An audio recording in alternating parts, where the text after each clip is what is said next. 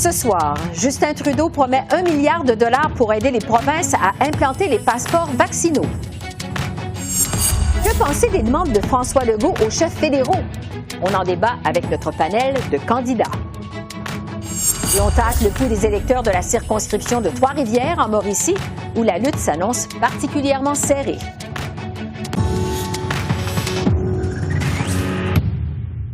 Bonsoir, Mesdames, Messieurs. En ce jour 13 de l'élection au pays, le chef libéral a fait campagne en Ontario. De passage à Mississauga, Justin Trudeau a promis d'investir 1 milliard de dollars pour aider les provinces à mettre en place un passeport vaccinal et pour financer l'étude des effets à long terme de la COVID-19. Toujours en Ontario, à Thunder Bay, le chef du NPD a réitéré sa promesse de créer un système universel d'assurance médicaments. Jock Meeting a du même souffle dénoncé les libéraux pour avoir voté contre ce projet à la Chambre des communes.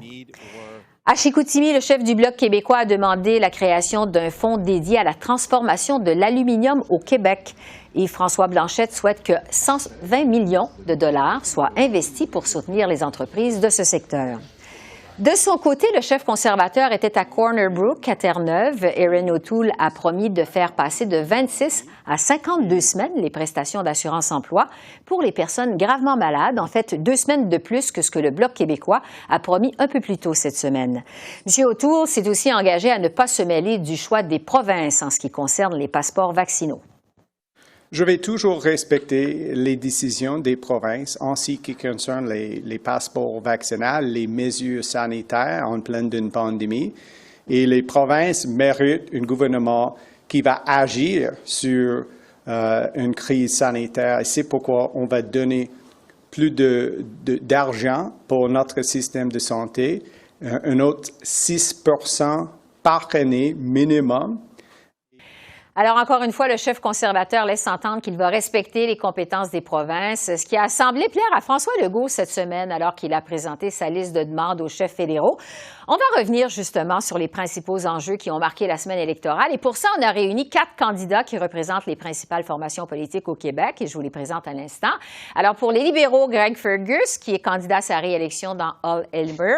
Pour les conservateurs, Luc Berthold, candidat à sa réélection dans Lac-Mégantic et l'Érable. Pour le Bloc québécois, Jean-Denis Garon, qui est candidat dans Mirabel, et pour le NPD, Nima Machouf, qui est candidate dans Laurier-Sainte-Marie. Alors, bonsoir à vous 4. Merci de vous être présentés à l'exercice. C'est très apprécié.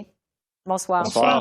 Donc, au moment de présenter ces demandes, jeudi, le premier ministre François Legault en a profité pour, je dirais, lancer des flèches là, aux libéraux et aux néo-démocrates. Il leur a reproché de vouloir choisir à la place du gouvernement du Québec, en fait, les priorités en santé. C'est quoi les priorités du Québec en santé? Greg Fergus, je vais commencer avec vous. Est-ce que François Legault est venu jeter un pavé, je dirais, dans la mare de la campagne libérale? Je pense pas. Honnêtement, on a développé une collaboration très spéciale avec M. Legault puis son gouvernement. Le gouvernement fédéral, M. Trudeau et tout son conseil de ministres ont eu le plaisir de travailler avec M. Legault depuis ces 2 ans et demi derniers. Puis on a réussi à faire des choses pour avancer plusieurs dossiers qui bénéficient nettement les Québécois. Tout récemment, l'entente qu'ils ont signée sur les CPE, les garderies, parce que le gouvernement fédéral a décidé d'exporter effectivement le modèle québécois à travers le Canada. Et pour le Québec, on s'est entendu parce que c'est le Québec qui a ce fameux système-là qu'on a réussi à signer une entente 6 milliards de dollars qui va créer plus de 37 000 places dans les CPE. Et comme on sait bien au Québec, et tout le Canada va apprendre ça, c'est pas une politique sociale, c'est vraiment une politique économique qui fait la différence pour s'assurer que les femmes peuvent prendre leur place dans l'économie. Luc Berthold, je vais vous entendre justement sur cette entente de 6 milliards sur les garderies dont vient de parler Greg Fergus. François Legault s'est dit convaincu que les conservateurs respecteraient cette entente qu'il a conclue avec Justin Trudeau au début du mois d'août. Est-ce que vous vous engagez justement, les conservateurs, à respecter cette entente ou si vous allez plutôt la remplacer par des crédits d'impôt parce que c'est ce que vous promettez finalement dans votre programme électoral? Qu'est-ce que vous allez faire avec cette entente? On n'enlèvera absolument aucun argent qui va avoir été versé, ça c'est évident. Cependant, notre entente, notre proposition est beaucoup plus généreuse pour les travailleurs, travailleuses canadiens et particulièrement pour les Québécois. Donc, on va avoir une entente avec M. Legault pour faire en sorte que les Québécois ne perdent absolument rien au change. Et d'ailleurs, c'est clair que pour nous, le système de réseau des garderies, c'est un système québécois qui, effectivement, a fait ses preuves.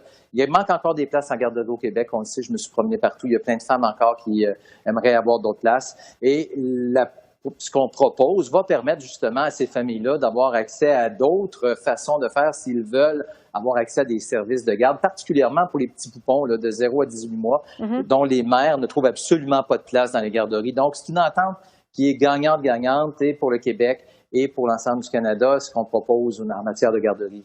Donc, vous allez la respecter, les conservateurs. Nima Machouf, je le tourne vers vous parce que le NPD s'est aussi fait reprocher par M. Legault son approche, votre approche, je dirais, centralisatrice. Qu'est-ce que vous lui répondez? En fait, nous, on a toujours opéré dans l'ouverture avec les provinces. C'est une collaboration entre le fédéral et les provinces pour lequel on prône, puis toujours dans le respect du principe du fédéralisme asymétrique. Donc, il n'y a aucune crainte à avoir à ce niveau-là. Et à chaque fois, quand on prône des politiques, c'est pour surtout la province de Québec, mais toutes les provinces aussi, c'est avec le respect de droits de compensation si les provinces veulent se retirer. Donc, il n'y aura pas de problème à ce niveau-là. On essaye de faire peur aux Québécois et Québécoises en disant que que c'est juste le Bloc québécois qui peut répondre aux intérêts des Québécois. Ce n'est pas du tout vrai. Nous, on a toujours été là et on a montré à quel point on était là pour servir les Québécois et Québécoises. Mais ça dépend toujours de l'élément de discussion. Par exemple, si l'élément de discussion, c'est le troisième lien et M. Legault veut un troisième lien, ben nous, on n'est pas d'accord parce que ça vient à l'encontre de notre aspiration sur le plan environnementaliste. Bon. Jean-Denis Garon, toujours sur cette présentation de demande de François Legault qui en a profité pour lancer des fleurs aux conservateurs. Est-ce que ça vient pas un peu couper l'herbe sous le pied du Bloc en pleine campagne électorale de voir M. Legault comme ça lancer des fleurs aux conservateurs?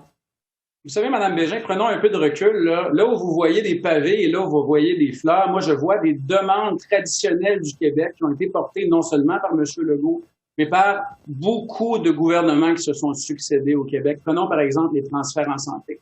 Ce que demande M. Legault, c'est essentiellement deux choses. C'est d'abord de corriger les erreurs du passé, des coupures dans les transferts en santé, de telle façon à ce qu'on atteigne 35 des coûts de système. Ces 6 milliards, immédiatement, ce sont les erreurs du passé que se partagent les libéraux et les conservateurs. Et l'indexation de 6 donc, qui est associée, on le sait, les chercheurs l'ont documenté, à l'augmentation des coûts de système, c'est pour s'assurer que ces erreurs-là ne se reproduisent pas. Maintenant, on demande, par exemple, que ces transferts-là soient sans condition et d'avoir un engagement ferme, peu importe qui sera le gouvernement fédéral, et respecter les compétences des provinces, ce n'est pas au cas par cas. Ça s'appelle le respect de la Constitution.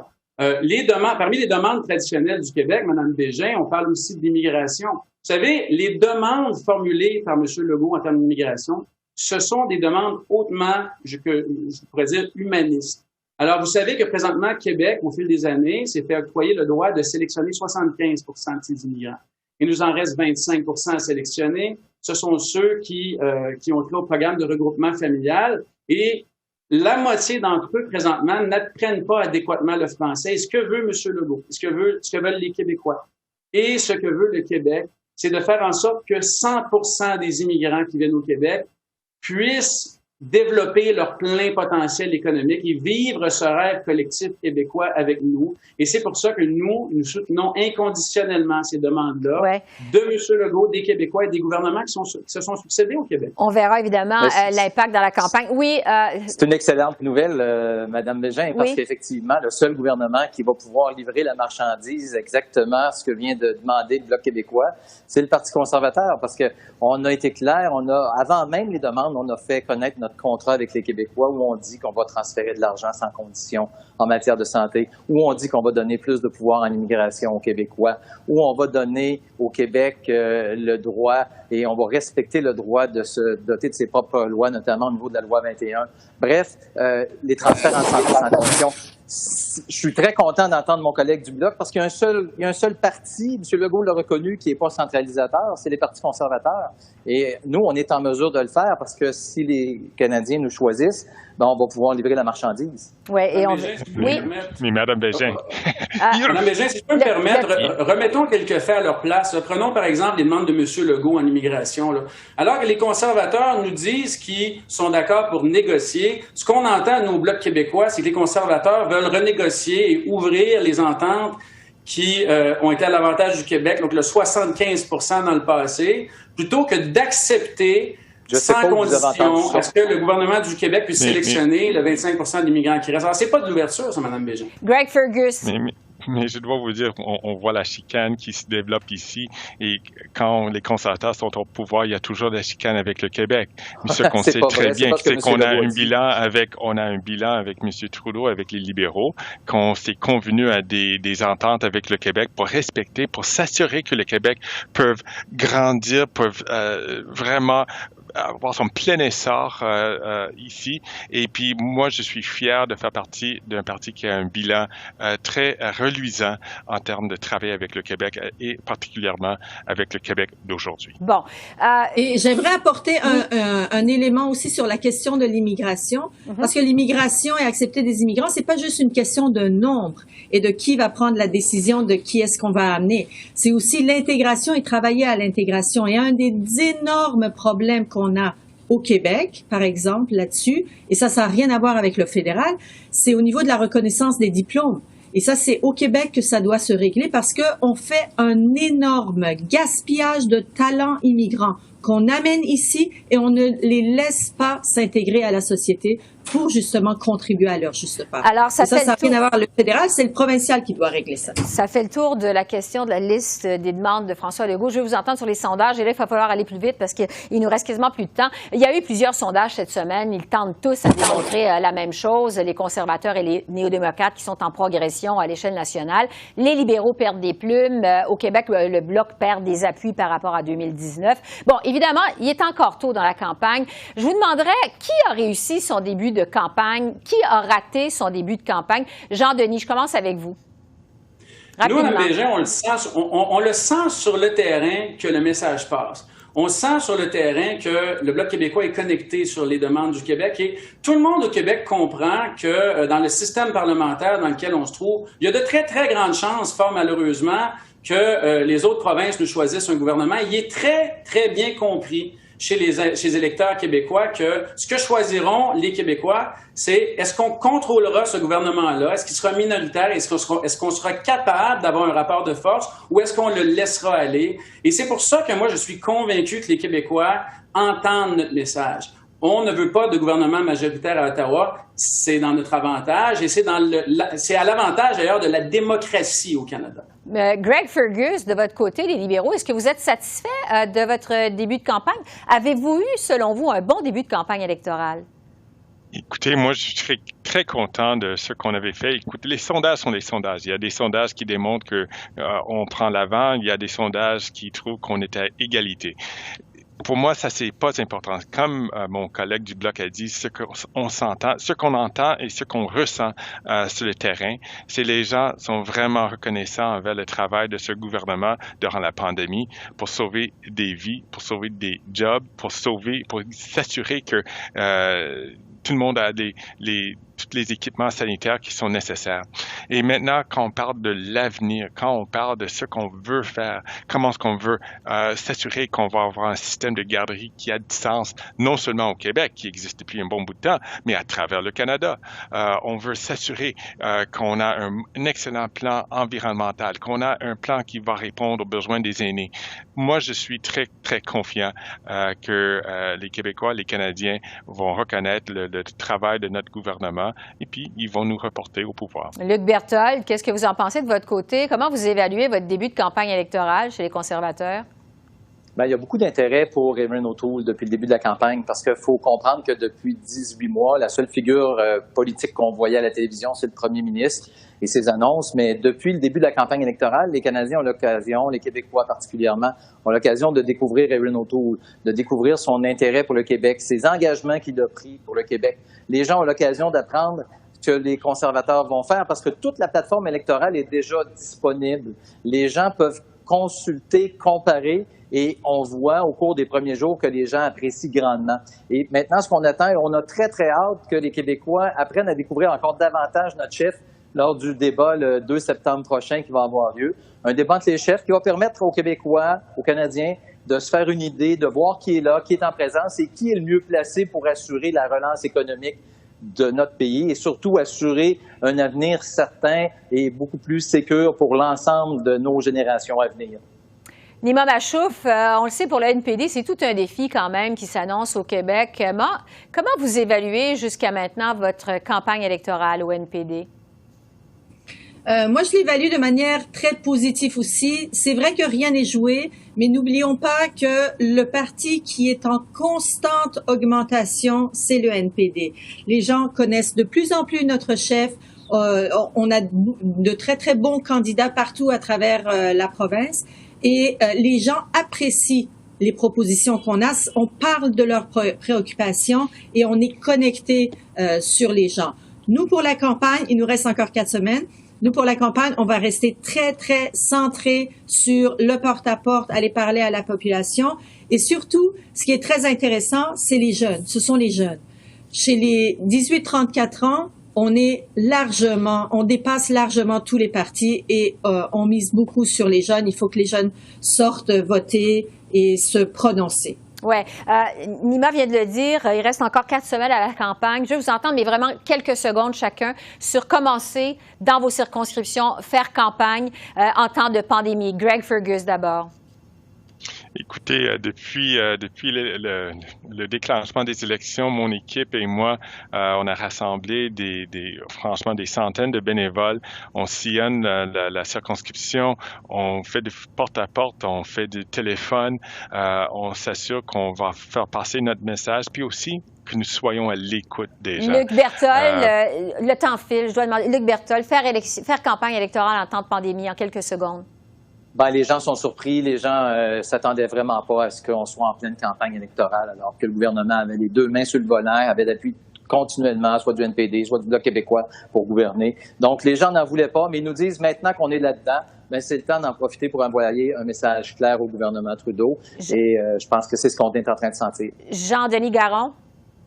Ça a pris un certain temps pour que les gens acceptent qu'on soit en élection. Moi, je voyais quand même une colère qui était très importante. Maintenant, les gens comprennent pourquoi il y a des élections. Donc, on a des élections pour des raisons purement politiques, alors qu'il y avait une opposition, particulièrement au Bloc québécois, qui amenait des propositions. Et les gens commencent aujourd'hui à être à l'écoute et ça nous permet d'aller converser avec eux. Mais évidemment, on le sait, c'est absolument pas le bon moment pour avoir des élections. Et je la sens sur le terrain, au quotidien, cette colère-là chez les gens. Nima Machouf, est-ce que vous sentez la même chose en quelques secondes? Oui, élection en temps de pandémie, c'est pas facile. La 4e vague arrive, les gens sont inquiets, les écoles commencent et ça va monter encore. Donc, nous, on essaye de concentrer nos activités le plus possible à l'extérieur. Heureusement, il fait chaud. On fait du porte-à-porte. Les gens nous accueillent facilement parce qu'on est à l'extérieur. On représente aucun danger. Et c'est juste plate parce qu'on pourrait pas faire de grands rassemblements tout tassés, là, mais... c'est comme ça. La pandémie, on va y aller avec. Personne ne voulait des élections, tout le monde l'a dit, mais bon, on va faire avec. Et ça, pour faire chaud en ce début de campagne, c'est le moins qu'on puisse dire. On a eu chaud. Nima Machouf, Jean-Denis Garon, Luc Berthold et Greg Fergus, merci beaucoup. Merci, on se retrouve bientôt. Au revoir. Merci, à la prochaine. Au revoir. Merci à vous. Au revoir.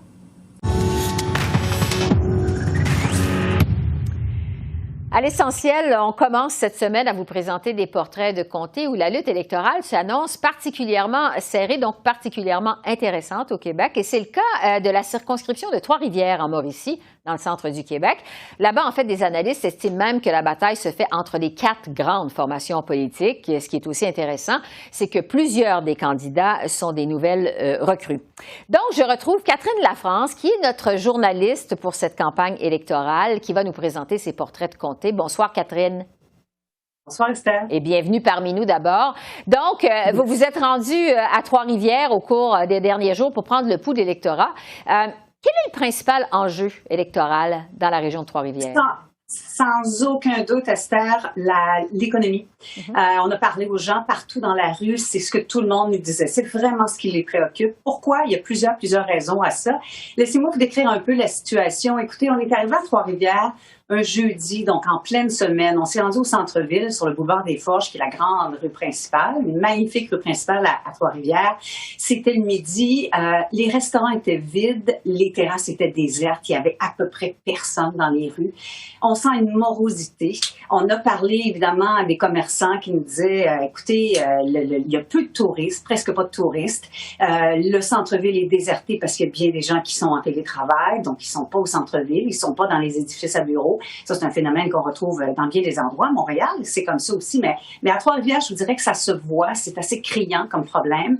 Mais le pire, et c'est vraiment, c'est étrange, mais c'est comme ça. Le pire, c'est que c'est sûr que les restaurants et les hôtels veulent des clients, ils veulent attirer des gens, mais ils ont de la difficulté à les servir parce qu'il y a là, comme dans bien des endroits, une pénurie de main-d'œuvre assez évidente, je vous dirais.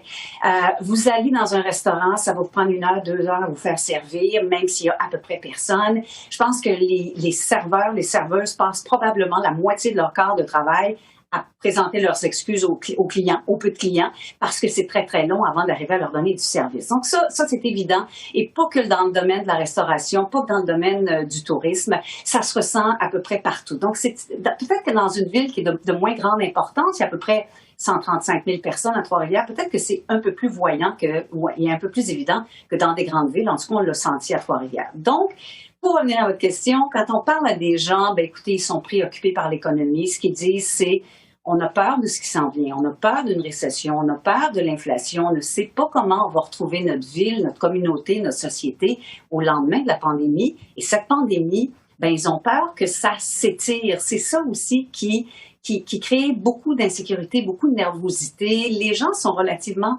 moroses, je vous dirais. On l'a constaté, ça, pas seulement à Trois-Rivières, mais comme je vous dis, à Trois-Rivières, c'est peut-être assez évident. Alors, sur le boulevard des Forges, là, au centre-ville de Trois-Rivières, en cette pleine canicule, quand on s'est rendu là, il a fallu attendre le soir pour que la ville commence à s'animer un petit peu. C'est assez étrange de voir ça, évidemment. Donc, ce que les gens disent, c'est, écoutez, on a besoin de logements sociaux, on a besoin d'aide pour les personnes âgées, à peu près le quart de la population en plus de 65 ans à Trois-Rivières. C'est un enjeu majeur. Et un des problèmes de Trois-Rivières, c'est que la ville n'arrive pas à attirer énormément d'immigrants. Il y a l'Université du Québec à Trois-Rivières qui attire des étudiants étrangers, bien sûr, et ça aide à diversifier, si vous voulez, la société, la communauté, mais les étudiants restent pas toujours, ils repartent, donc ils vont pas nécessairement s'enraciner. C'est des gens, c'est une communauté qui est, je vous dirais, susceptible de quitter à la fin des études. Donc tout ça vous donne une idée du portrait de la ville en ce moment. Un des gros enjeux économiques, c'est le train à haute fréquence à Trois-Rivières, mais on en parle depuis probablement des décennies. Il n'y a jamais rien qui se passe. Alors, les acteurs du milieu, qui pourtant ils tiennent à ce projet-là, c'est un projet qui relierait Trois-Rivières au Grand Centre, Montréal, Québec, Toronto. Alors, ce qu'ils disent, c'est que, écoutez, on commence à être un peu à bout de patience, on commence à être un peu irrité parce qu'on nous le promet encore et encore et il n'y a jamais rien qui se fait. Si vous voulez, ça, je vous invite à écouter les candidats des principaux partis à qui on a parlé pendant notre séjour à Trois-Rivières. Moi, je trouve pas ça normal qu'en pleine haute saison touristique, des restaurants soient fermés le lundi, le mardi, parce qu'il y a un manque de main-d'œuvre. En plein mois d'août, on n'a jamais vu ça à Trois-Rivières. L'inflation va mettre en péril la classe moyenne, va mettre en péril les personnes âgées. On le voit à l'épicerie présentement. Le panier d'épicerie augmente de façon exponentielle. Le revenu moyen, c'est les gens qui travaillent dans des usines. C'est des gens qui travaillent souvent au salaire minimum à 13,50 $, qui sont en bas du seuil de pauvreté, en fait. La circonscription a dû s'adapter, premièrement. Alors, c'est même pas voulu, c'est a dû s'adapter, se transformer. On arrive aujourd'hui avec beaucoup de nouvelles technologies, un milieu d'innovation, un milieu qui est plus de service, je dirais également.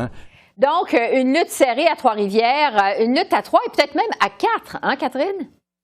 Oui, c'est ce que bien des observateurs disent à Trois-Rivières. Il faut comprendre ce qui s'est passé. C'est une circonscription qu'on pourrait qualifier d'orpheline un petit peu parce que la députée a décidé qu'elle ne se représentait pas. Donc, ce qui laisse les électeurs avec du choix. La plupart, vous l'avez dit en introduction, la plupart des candidats sont des nouveaux. Ils n'ont jamais fait de politique. Ils n'ont jamais fait de politique de leur vie, même, je dirais. Certains sont connus dans la région. C'est le cas de, par exemple, Martin Franqueur, ancien journaliste au journal Le Nouvelliste, ancien éditorialiste, qui se présente, qui est candidat pour le Parti libéral.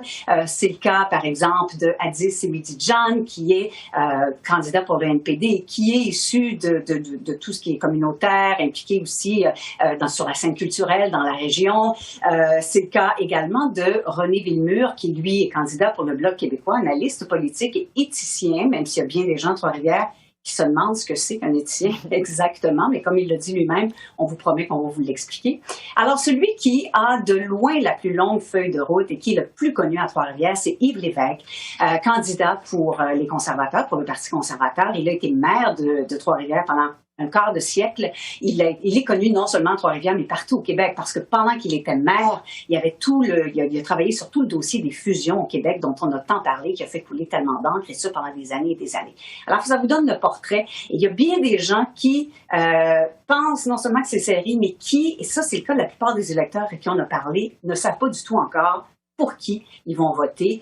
Alors, peut-être que c'est le débat des chefs qui va changer la donne, ça va être à surveiller. Et ça rend la lutte encore plus intéressante. Catherine, vous vous êtes aussi rendue dans la région de Québec, où là aussi, il y a des circonscriptions qu'on surveille de près, qui vont être très intéressantes à surveiller le soir du 20 septembre.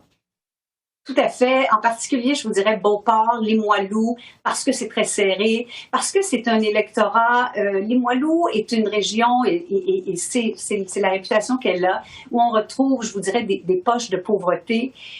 S'il y a des besoins criants du côté de Limoilou, mais c'est un électorat qui est généralement un petit peu plus à droite que le reste du Québec, par exemple. On appelle ça le mystère Québec. Limoilou, c'est dans la région de Québec, c'est à Québec, en fait. Donc, on appelle ça le mystère Québec. Alors, pourquoi c'est un électorat plus à droite? On ne le sait pas vraiment, mais généralement, les conservateurs, c'est arrivé très souvent, partent avec un petit peu d'avance. Est-ce que ça va être le cas cette fois-ci? Ben ça va être à voir. Hier, quand on est allé à Québec, il y avait le chef du Bloc qui se promenait partout en ville, qui était très, très visible avec ses candidats. Donc, vous voyez que les partis travaillent très fort pour aller gagner cette circonscription-là. C'est pas gagné d'avance. Ça va être très intéressant, je pense, jusqu'à la dernière minute. Oui. En terminant, Catherine, on sait que cette élection elle se déroule en pleine pandémie. Il y a un sondage léger qui nous apprenait cette semaine qu'il y a une majorité de Canadiens qui n'en voulaient pas de cette élection. Je suis curieuse, qu'est-ce que vous avez constaté en parlant aux électeurs sur le terrain? C'est unanime, en parlant à peu près tout le monde. Les gens se demandent encore pourquoi il y a des élections en ce moment. Je ne peux pas dire qu'ils se passionnent pour ces élections-là. Ce qu'ils disent, c'est, écoutez, on est probablement en 4e vague de la pandémie ou la 4e vague s'en vient. Le hasard a voulu qu'on soit en pleine canicule, qu'on batte des records de chaleur dans l'est du pays, au Québec, en Ontario, c'est le cas. Il faisait extrêmement chaud à Trois-Rivières, à Québec, la même chose quand on était en tournage.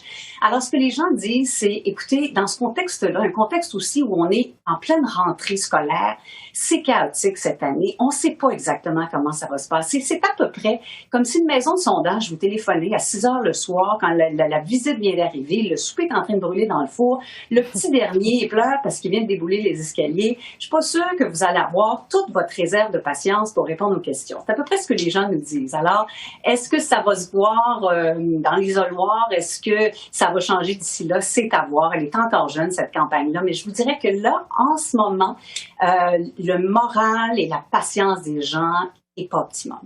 On n'a pas la tête aux élections. Alors, merci beaucoup, Catherine, pour ce portrait de campagne. On vous retrouve la semaine prochaine. Ça va être un plaisir de vous retrouver. Merci. Avec plaisir. Au revoir. Alors voilà, c'est comme ça qu'on a vu l'essentiel de l'actualité de ce 13e jour de la campagne électorale au pays. Esther Bégin qui vous remercie d'être à l'antenne de CEPAC, la chaîne d'affaires publiques par câble. Je vous souhaite une excellente fin de soirée et je vous dis à lundi. Au revoir.